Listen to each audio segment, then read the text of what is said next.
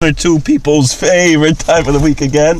It's Ask a Rabbi Wednesday, and here I have my daughter Razy, and she has a question about Pesach. You want to ask a question?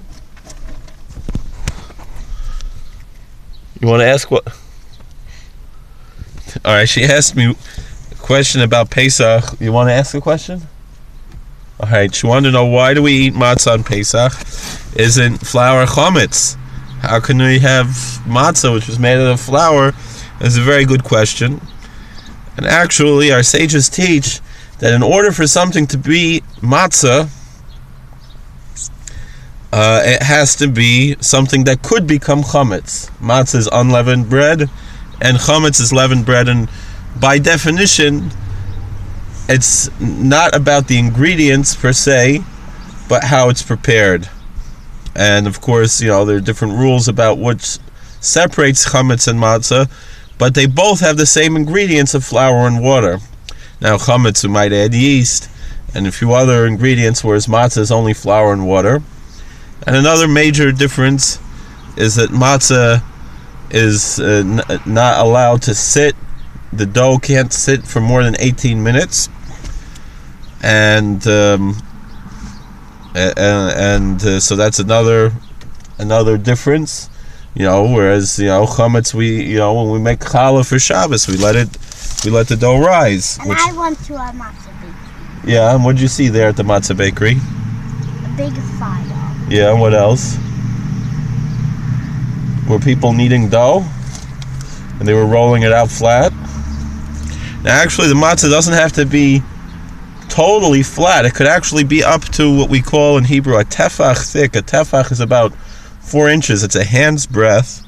If you have your hand like this, so from the bottom to the top, it's about 4 inches. So actually, that's how thick a matzah could be. But our custom is not to make matzah so thick.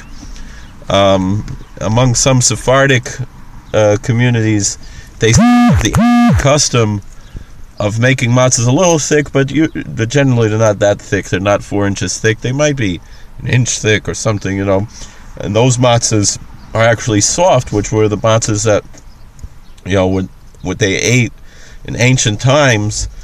For example, we have korech. What's korech? We have that sandwich, which it literally means wrapping, that we wrap the matzah around the maror, and we wrap the unleavened bread around the bitter herbs and the charosis, the sweet paste that we dip the bitter herbs in. And in the times of the temple, they would actually have the paschal lamb as well. And this type of sandwich, which of course in our circles we'll just take 2 pieces of matzah and make a sandwich, but the original way was to actually wrap it around with soft matzah. However, we don't have that custom. Not that there's anything wrong with it, and it's actually perfectly acceptable. It's just different customs in different communities. Whether everyone agrees that the hard matzahs, that the cracker-like matzahs, are okay. The question is the soft ones, whether we consider those, whether we eat them or not. There are different customs in different communities. Although really, most likely, it would be no problem even for Ashkenazic Jews to eat the soft matzahs, according to Jewish law, because that was practiced, until not too long ago, maybe 400 or 500 years ago, is when we started having the hard matzahs. Anyway, like I said. So we eat the matzah because the Torah says so. It says matzahs teichlu, that you should eat matzahs on that night of Pesach, and so we have to eat a certain amount, which we call a kazayas. We call it's the size of an olive, although it's much bigger than an olive. The volume of an olive, of course, flattened out, so it's quite a big. If you flatten an olive out all the way, it's rather big. Flatten out the same thickness as a matzah, that same type of volume. And so we have to eat a few olive-sized portions of matzah, which is a lot to eat, because it's a mitzvah to eat it, and so we eat it for the mitzvah vechilos matzah, and we eat it for the korech sandwich and for the afikomen. So 3 times during the Seder we have to eat matzah to fulfill the mitzvah of eating matzah at the Seder. Now beyond that, there's no obligation to eat matzah. Only the first night, and of course by us in the diaspora we have 2 nights. So those 2 nights we're obligated to eat matzah, and we make a bracha on eating the matzah. Asher kiddushanu mitzvosav v'tzivanu ala chilas matzah, which we don't do at other times. However, during the rest of the week, according to the Vilner Gaon, it's still a mitzvah that one fulfills eating matzah, because the Torah says matzahs teichlu shivas yamim, that you should eat matzahs for 7 days. Well, now whether that means you're allowed to eat matzah and not eat chametz, or whether you're actually fulfilling a mitzvah of eating matzah, it seems the Vilner Gaon holds that one actually fulfills a mitzvah of eating matzah during all the 7, and in the diaspora 8 days of Pesach. So again, there's a lot of interesting things we could talk about Pesach. It's interesting though, there's at least one community I can think of today, the Lisker Hasidim, for sure the Rebbe's family in Liska don't eat matzah during Pesach. This was a custom of the Yismach Moshe, to only eat matzah at the Seder, and the rest of the week of Pesach not to eat matzah. However, the Yismach Moshe changed his minhag later in life, and so that's why in Satmar, which are direct descendants from the Yismach Moshe, they do eat matzah. However, with that in mind, they don't eat very much matzah except on the 8th day of Pesach, because, like we said, whatever can be matzah can be chametz. So they're worried about gebrokts. They're worried that once that maybe the matzah wasn't baked totally, and there might be some flour on it, so we don't get the matzah wet. And so actually, among many Hasidic groups, the custom is only to have matzah at the beginning of the meal. Some even eat it out of a bag. That's what we do in our house, so we don't get crumbs everywhere. And then after that, we don't eat matzah during the meal. Just right at the beginning, and we don't have the matzah touch any of the other foods until the last day of Pesach.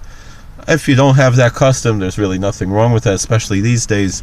The matzahs are very well baked, and there's no legal reason for this in these days, although in ancient times it was.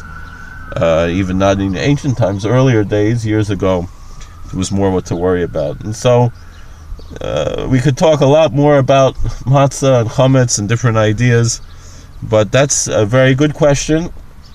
It's something I always say, that it's not like it's the 4th of July and we're commemorating leaving Egypt. It's because Hashem commanded us in the Torah, and so it's by the word of God we're commanded to eat matzah. And now, yes, it's explained that part of the reason is they didn't have enough time for the matzah to bake, for the bread to bake when they left, for the bread to rise when they left Egypt. That's we take that, of course, and we have to have that in mind because the Torah says so. But ultimately, the reason is because the Torah says so, and that's the reason we do it. And then we commemorate that, like we say in the Haggadah, that there's 3 things we have to remember on Pesach: Pesach, Matzah, and Maror. Pesach, Passover, because God passed over our houses. Matzah, the unleavened bread, didn't have enough time to rise. And Maror, the bitter herbs, because they embittered the lives of our ancestors. There's something else about matzah, though. We say at the beginning of the Seder that this is the bread of affliction that our ancestors ate in Egypt. And Maimonides actually says that matzah is not such a healthy food to eat, interestingly enough. And that was the punishment that they did to their slaves, that they made them eat matzah during their slavery. Even before they left Egypt, they ate matzah. And actually, though, we have other things about matzah, that they ate matzahs even in the days of Abraham, and also in the temple.